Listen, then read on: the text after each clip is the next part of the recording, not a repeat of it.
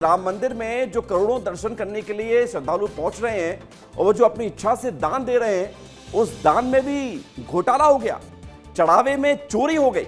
अब इस पूरे घटनाक्रम के सामने आने के बाद एक बड़ी खबर ये आई है कि चंपत राय ने इस्तीफा दे दिया है।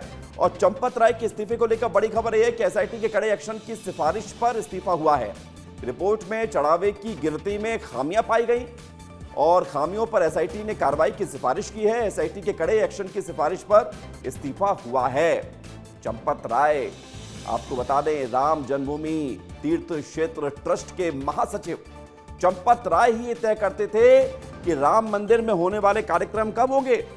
राम मंदिर में खबर यह भी है कि चंपत राय ये तय कर लेते थे कि प्रभु श्री राम किस रंग की पोशाक पहनेंगे। खबर तो यह भी है कि चंपत राय ही सब कुछ थे, करता धरता, और अब उन्होंने इस्तीफा दे दिया है ट्रस्ट से। 18 नवंबर 1946 को बिजनौर उत्तर प्रदेश में जन्मे चंपत राय कम उम्र में ही आरएसएस से जुड़ गए थे। आपातकाल के दौरान वो जेल भी गए और जेल से बाहर आने के बाद विश्व हिंदू परिषद से जुड़े। विश्व हिंदू परिषद में कई बड़े पदों पर रहे। 1991 में अयोध्या से गहरा जुड़ाव उनका रहा। राम मंदिर आंदोलन में बड़ी भूमिका रही। राम मंदिर ट्रस्ट के फिर महासचिव बने।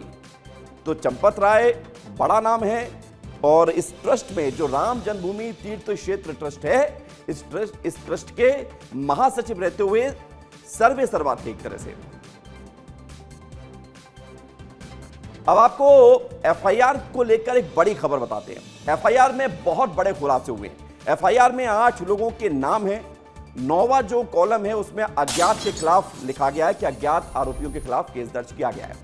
इन सबके बीच बड़ी खबर यह है कि मंदिर चढ़ावा चोरी की एफआईआर सामने आई है और मंदिर चोरी की एफआईआर में तमाम बड़े खुलासे हुए। कई धाराओं में केस दर्ज किया गया है, एफआईआर की गई है। चोरी और धोखेबाजी की धाराएं भी इसमें शामिल की गई हैं। एफआईआर में बेईमानी से कब्जे की धारा भी लगाई गई है और पुलिस ने 8 लोगों को गिरफ्तार कर लिया है। ये एफआईआर की कॉपी आपको दिखा रहे हैं। एफआईआर की कॉपी में साफ साफ लिखा है, षड्यंत्र पूर्वक बेईमानी, चोरी, घपला, ये सब कुछ एफआईआर का जिक्र है। और राम मंदिर में चढ़ावा चोरी के मामले में 8 लोगों के खिलाफ एफआईआर नामजद और 9वें कॉलम में अज्ञात के खिलाफ केस दर्ज किया गया है।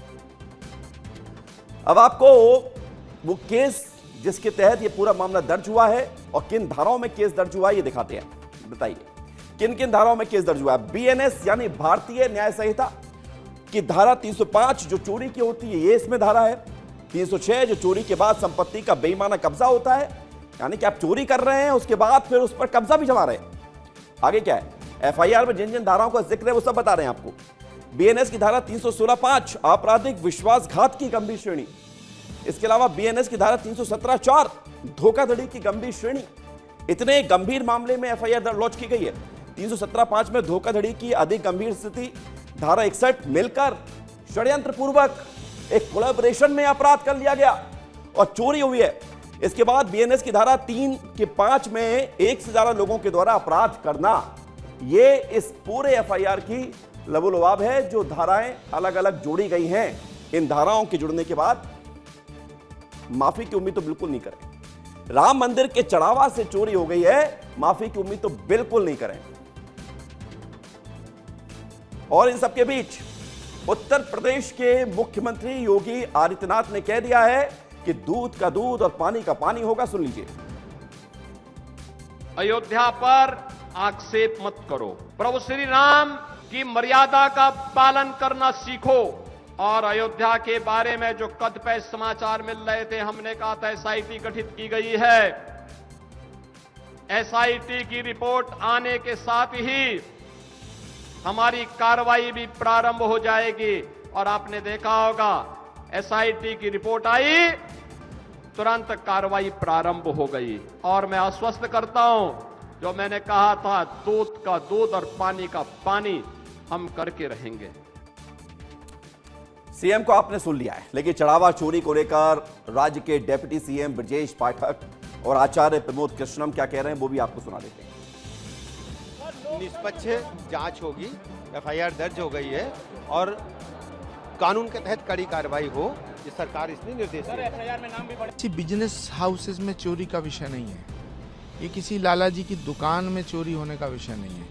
ये आस्था पर कुठाराघात का विषय है।